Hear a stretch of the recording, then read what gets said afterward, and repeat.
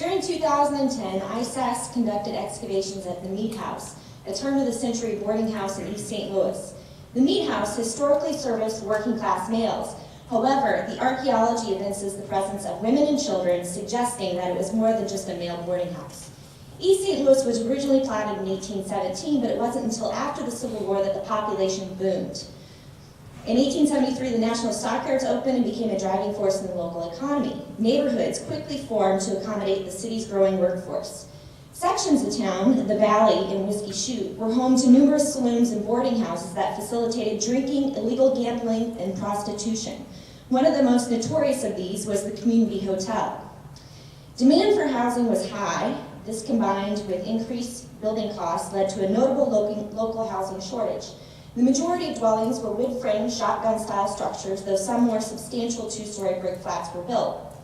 Many workers found shelter in boarding houses like the Meat House. The Meat House appears for the first time in the 1890 city directory as a male boarding house. By 1900, it still housed all male workers, but under the new name, the Maple Hotel. By 1907, it was a private boarding house.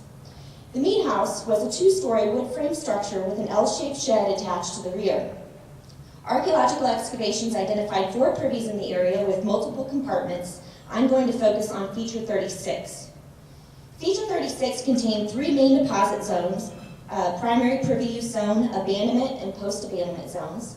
The artifacts from Feature 36 indicate that the privy was in use between 1893 and 1905, corresponding with the operation of the Meat House and the Maple Hotel.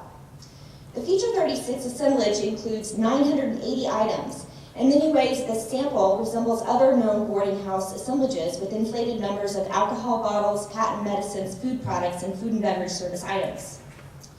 While it can be inferred that the group of men who lived here were heavy drinkers, we may actually be looking at a service provided by the boarding house itself. Historically, it's known that other boarding houses and hotels, like the Community Hotel, served alcohol to both boarders and daily patrons. Consumption of alcohol may have been supplemented by the use or misuse of medicines. Cure-alls may have been used to alleviate aches and pains or even to erase the previous night's work from consciousness. While some may have worked, others contained addictive ingredients like cocaine and opium. The inflated number of food service items may be related to community dining. A higher number of platters and bowls as opposed to individual plates suggests that food was placed in the center of the table and shared amongst diners. One of the most common boarding house dishes was boarder's beef, which probably resembled boiled beef or beef stew. The large number of food product bottles, specifically condiment bottles, may relate to an attempt to improve its taste or at least make it bearable to eat. So far, the assemblage of Feature 36 resembles that of other hotel-style boarding houses. Documentary evidence indicates that this boarding house strictly serviced working-class males. However, we did find evidence for the presence of women and children in Feature 36. When Feature 36 is viewed within the context of the other 3 privies, it appears that the shed behind the Meat House was a multiple compartment outhouse that may reflect social boundaries, male and female. It is also in Feature 36 where we find the only evidence for women and children at the Meat House. Evidence of children includes marbles, dolls, toy tea sets, and a toy glass commode. Nursing mothers are indicated by a glass breast pump and a nursing bottle. Now let's talk about where these babies came from. Okay, well, not directly. We found a significant number of products associated with female grooming and health. Traditionally, these products, combined with the aforementioned high numbers of alcohol, medicine, food product, and food and beverage service items, may actually indicate a brothel site. And I'm using the term brothel rather loosely here. Grooming and hygiene were clearly important to prostitutes. In order to make a profit, one had to maintain a youthful appearance. A cosmetic jar and a rouge jar were recovered. A significant number of perfume bottles also suggest an effort at smelling good.